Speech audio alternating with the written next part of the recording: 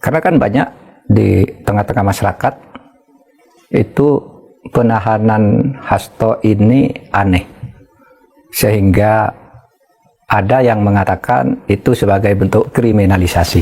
Kriminalisasi, sebagian pandangan begitu ya? Sebagian pandangan mengatakan itu kriminalisasi. Kriminalisasi itu artinya orang dijadikan atau didakwa atau dituduh sebagai perilaku kriminal atau perilaku tindak pidana, pelaku tindak pidana, padahal dia tidak melakukan tindak pidana. Itu namanya kriminalisasi. Ya, orang dikriminalkan meskipun tidak melakukan apa-apa.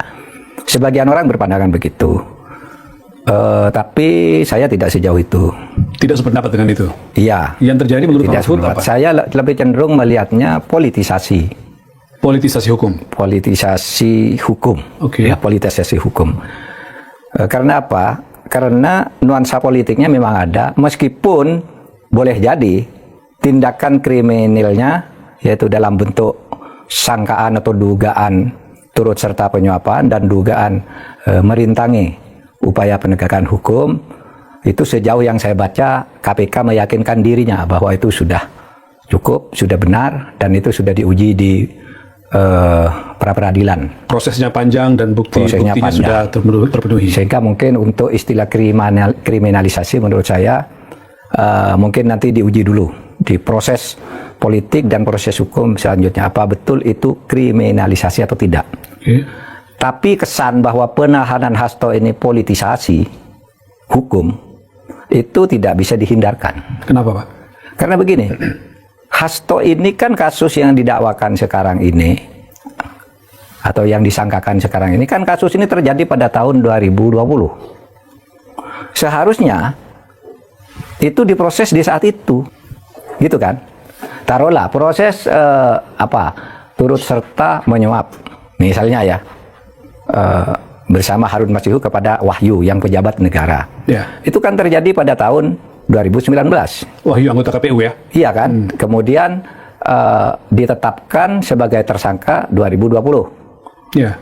Lalu tujuannya apa? Menyuap. Katanya di dalam sangkaan itu Pak Hasto cukup menyumbang, berarti ikut menyuap, gitu ya. Kemudian ketika dikejar, Wahyu mau ditangkap, itu tidak jadi karena ada yang menghalangi, dan dikatakan di dalam sangkaan itu Pak Hasto ikut merintangi. Nah, kalau itu benar, memang tindak kriminalnya sudah cukup bukti, ya kan? Tetapi itu menjadi politisasi hukum. Kenapa kok tidak dulu, waktu zaman pemerintahan yang dulu ditangkap? Kan orangnya sama. Apa yang didakwakan sekarang sudah dirumuskan pada saat itu, sudah diumumkan di media dan sebagainya dan sebagainya. Kenapa baru sekarang? Tapi jawaban publik kemudian, ya waktu itu kan PDIP yang memerintah, Pak. Mungkin itu yang menjadi pertimbangan. Nah, itulah yang saya katakan politisasi. Pada waktu itu PDIP ada di tangan siapa pemerintah gitu, termasuk Pak Jokowi ada di pemerintahan. Seharusnya kalau mau jujur nih ya, yang menghalangi siapa? Yang menghalangi buka itu harusnya kan Hasto dibuka saat itu, berarti karena tidak dibuka berarti ada yang merintangi dong, kan gitu logikanya. Ya kan? Sehingga ini tidak terungkap. Perintangan itu untuk diungkap dirintangi lagi kan gitu. Itu namanya politisasi. Ada yang merintangi untuk mengungkap bahwa peran Hasto di situ, kira-kira gitu. Iya, seharusnya kan dulu. Harusnya dibuka gitu. dulu. Itu satu ya. Itu udah lama dan putusannya sudah inkrah, nggak dibuka-buka sampai sekian lama. Kalau alasannya nunggu Harun Masihu biar ketangkap dulu, nah sekarang juga belum ketangkap. Kan gitu. Apa bedanya dulu dikejar-kejar dan sekarang masih dikejar gitu ya? Sudah ada, konflik politik yang terjadi di PDIP, lalu Pak Hasto ini diburu-buru terus gitu. Itu yang maksud saya politisasi. Kenapa? Karena yang lebih keras dari Pak Hasto itu, atau lebih besar dugaan pelanggaran korupsinya dari Pak Hasto itu banyak. Dan itu pejabat. Pak Hasto itu bukan pejabat. Bukan pejabat negara, Pak? Bukan. Bukan pejabat. Ini Pak Mahfud membandingkan antara kasus Pak Hasto yang nilainya tidak seberapa dan dia bukan pejabat negara, dibandingkan dengan orang yang sebelumnya melakukan, dia pejabat negara dan nilainya lebih besar dari Hasto. Dan sudah inkrah putusannya bahwa disebut di dalam putusan pengadilan bersama-sama dengan X, ini menteri kan, seorang sekjen sebuah departemen dinyatakan terbukti secara sah dan meyakinkan melakukan korupsi bersama-sama dengan ini, ya namanya menteri. Sudah dipanggil ke KPK, tidak ada urusannya, tidak ada kelanjutannya sampai saat ini peristiwa dengan partai besar yang lainnya ya, Pak ya? Ya, saya membandingkan. Ya, teman-teman, selaku Profesor Mahfud MD memberikan pandangannya mengenai ya penahanan Hasto atau ditangkapnya Hasto Kristianto, Sekjen PDI Perjuangan oleh KPK teman-teman, dan dia membandingkan dengan dugaan-dugaan kasus yang lebih besar. Kenapa? Karena Mahfud MD menyoroti bahwa Hasto Kristianto ini bukan pejabat negara. Nah, jadi ada pejabat negara kata Mahfud, tetapi masih belum disentuh oleh KPK. Nah, dia menyoroti hal ini teman-teman, karena sebenarnya pelaku utama di dalam suap tersebut bukan Hasto kata Mahfud MD, melainkan Harun Masiku. Nah, teman-teman, inilah yang disebut oleh politisasi yang disebut oleh Mahfud MD tadi, bahwa dugaan politisasi itu sangat kuat sekali. Nah, itu mengenai pandangan Profesor Mahfud MD teman-teman.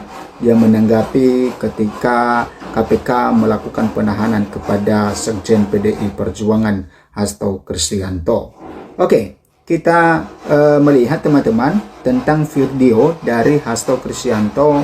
Dia membongkar ya tentang bagaimana katanya Jokowi melemahkan KPK, ya, karena kata Hasto di dalam video tersebut bahwa lemahnya ya KPK sekarang itu disebabkan oleh pemerintah sebelum Prabowo Subianto.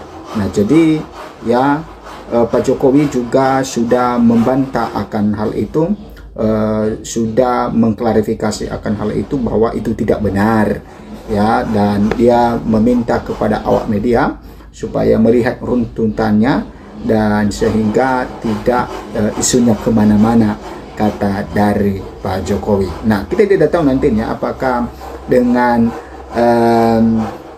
statement dan juga video dari Hasto ini, dokumen dari Hasto ini telah dibuka sedikit demi sedikit, apakah nantinya KPK akan memanggil Pak Jokowi. Dan memang kalau kita lihat sekarang ini, memang KPK sangat-sangat tidak mungkin mustahil mereka memanggil Pak Jokowi, walaupun Pak Jokowi bukan lagi sebagai pejabat negara sekarang karena dia sudah mantan presiden, dan tentu ya sebagai mantan presiden ya kita tidak tahu nantinya apakah KPK akan memanggil atau memeriksanya. Oke, kita lihat di sini teman-teman ya. Viral video Hasto sebut Jokowi lemahkan KPK demi Bobi dan Gibran. Ini kata Hasto Kristianto teman-teman, mengatakan bahwa ya Jokowi melemahkan KPK demi anak-anaknya, yaitu demi Bobi Nasution dan juga Gibran yang mencalonkan diri pada saat itu ya sebagai calon wali kota Surakarta dan juga wali kota Medan pada saat itu. Oke. Kita lihat di sini teman-teman, kita melihat belum lama ini wacana soal Sekretaris Jenderal PDI Perjuangan Sekjen PDIP Hasto Kristianto bakal buka-bukaan mulai terbukti. Nah, sehari setelah ditahan pada Jumat malam 21 Februari, beredar video pernyataan Hasto di berbagai media sosial. Video berjudul Pelemahan KPK oleh Jokowi itu berisi penjelasan Hasto soal peran Jokowi dalam revisi Undang-Undang KPK.